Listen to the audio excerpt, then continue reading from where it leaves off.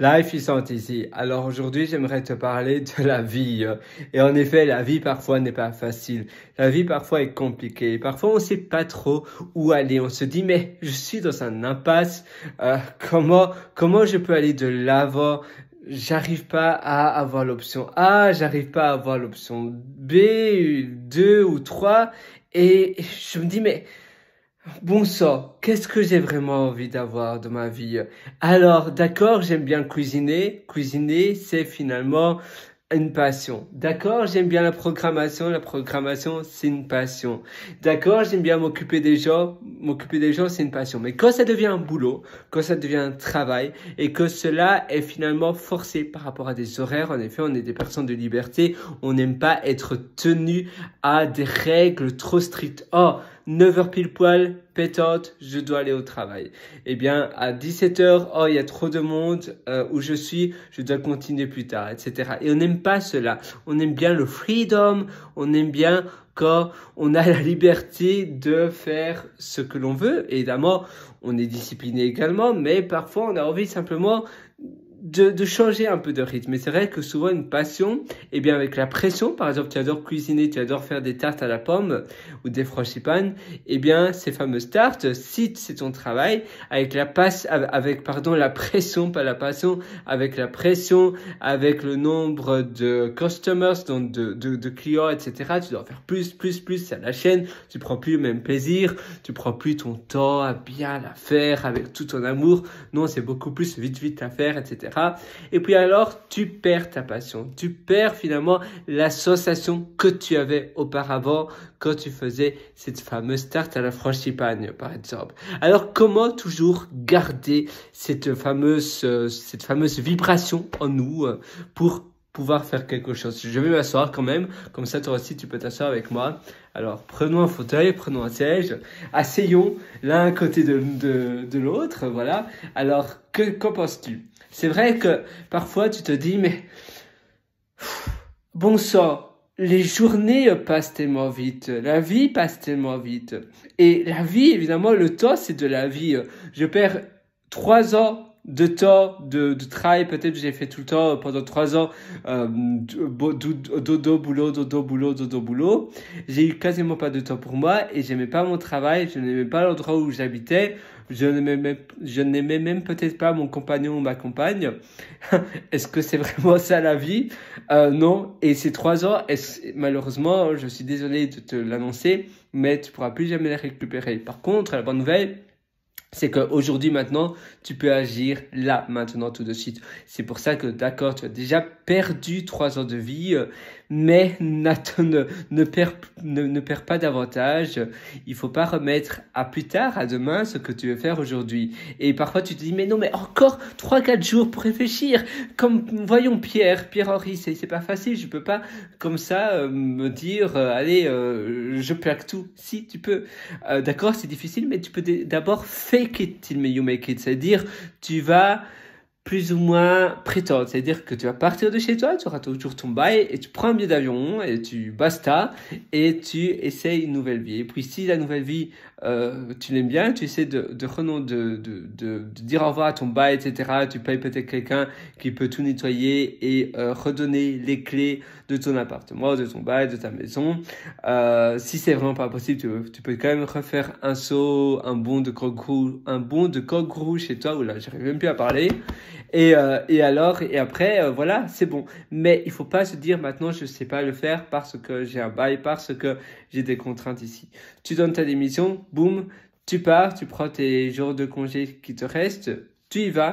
Zoom, dès demain, tu dis à ton boss que tu sais pas venir demain et finalement voilà, finalement c'est ta santé et la vie c'est beaucoup plus qu'un congé de maladie, la vie c'est primordial. Si tu te sens pas bien dans ton travail, eh bien c'est finalement un congé, on va dire personnel, c'est pour toi, c'est quelque chose, c'est important que tu prennes du recul, sinon tu vas jamais pouvoir donner le meilleur de toi-même. Il faut que tu puisses relâcher tout ça et te dire, mais est-ce que c'est vraiment ce type de boulot que j'aime bien? Est-ce que peut-être c'est pas un autre travail que j'aimerais davantage?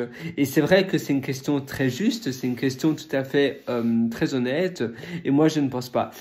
Si tu te poses ces questions, ça veut dire que tu as un doute, et donc ça veut dire que tu dois chercher autre chose, une autre alternative, ou bien simplement ta perception est peut-être faussée, peut-être la manière dont tu travailles est peut-être différente et est malsaine pour toi. Peut-être que tu devrais travailler de manière flexible, avec des horaires flexibles. Tu peux demander à ton boss et tu lui dis, si ça va pas, malheureusement, c'est pour mon bien-être, c'est pour mon épanouissement, vous comprenez bien, mettez-vous à ma place. Si vous souffrez tous les jours en allant au travail et que vous savez que vous donnez pas 100% de votre potentiel, eh bien, j'imagine que vous êtes d'accord avec moi, c'est pas la meilleure des solutions, ni pour vous, ni pour l'entreprise, parce que je n'arrive plus à donner même, ne fût-ce que 65% de mon potentiel, et pourtant je pourrais, et moi je veux vraiment tout donner pour la société. C'est pour ça que je vous demande des horaires flexibles, je vous demande de travailler de chez moi, c'est pour mon épanouissement, la vie finalement, voilà, je donne déjà 80% de ma vie à cette société, alors c'est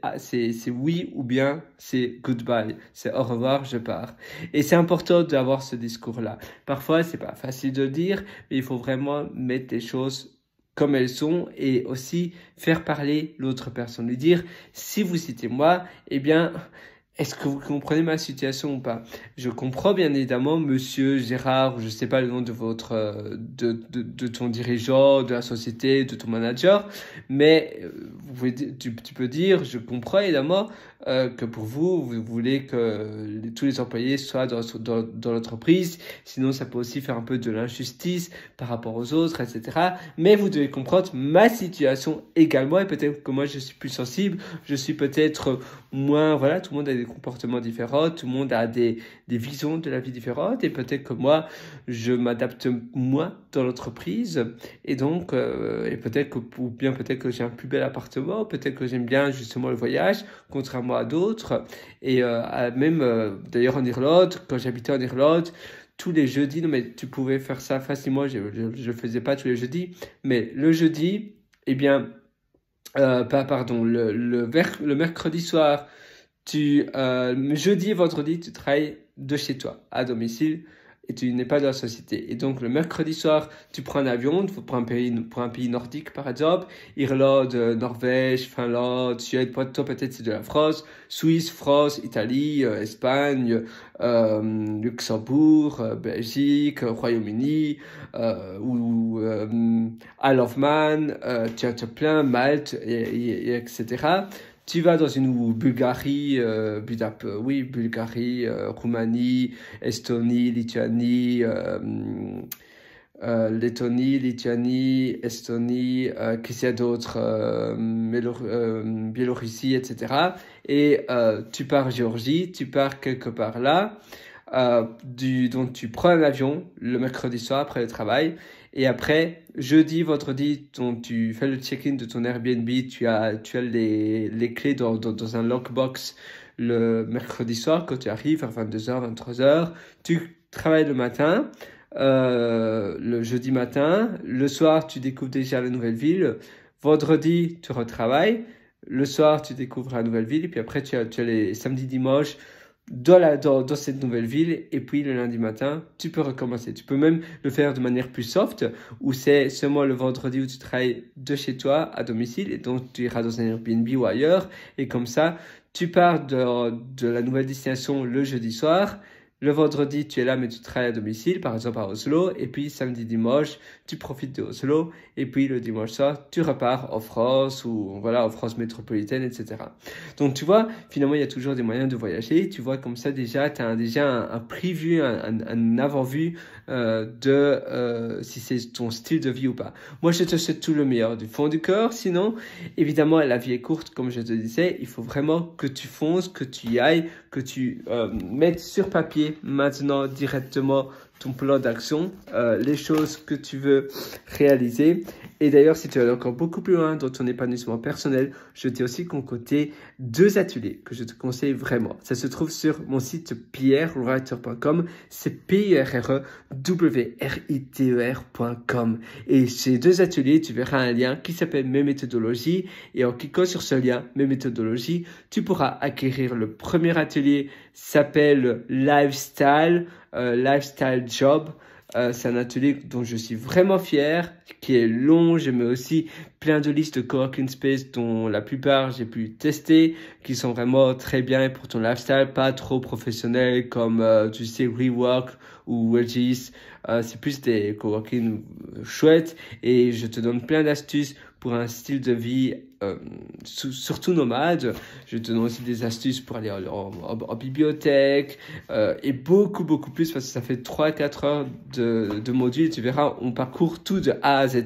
Même si tu comptes rester dans ton pays en tant que casanier, cet atelier te correspondra tout à fait parce que j'ai conçu cet atelier pour tous les styles de vie différents. Et puis tu as l'atelier Belle Vie dont je parle énormément dans mes vidéos. Belle Vie, ça se trouve aussi sur pierrewriter.com, pierrewriter.com, et tu pourras acquérir également Belle Vie parce que cet atelier va t'aider énormément, j'en suis sûr. Je te prends par la main et comme je te dis, je te prends par la main, on débroussaille tout de A à Z. Regarde, tu vois, là je suis dans ma chambre, il n'y a quasiment rien, j'ai un futon, je dors un peu, je sais pas si tu as eu la chance d'aller au Japon, mais ils dorment sur des futons, évidemment, moi c'est plus un matelas, mais c'est très chouette, donc, tu vois, c'est comme ça. Et après, je peux simplement unfold it, donc je peux le déplier. Et c'est très chouette. Et sinon, tu vois, on va parler de débroussaillage, on va parler de minimaliste, on va parler dans cet atelier Belle Vie des personnes qui t'entourent, l'importance des environnements, l'importance de manufacturer aussi les bons producteurs de bonheur et d'humeur, et on va parler de plein d'autres choses. Moi, je te souhaite tout le meilleur du fond du cœur. Je suis vraiment avec toi. Je te souhaite une excellente vie sur ce, et à tout de suite dans mes 2 ateliers sur pierrewriter.com. Tu mérites vraiment d'avoir une vie incroyable. Je suis avec toi et je crois en toi.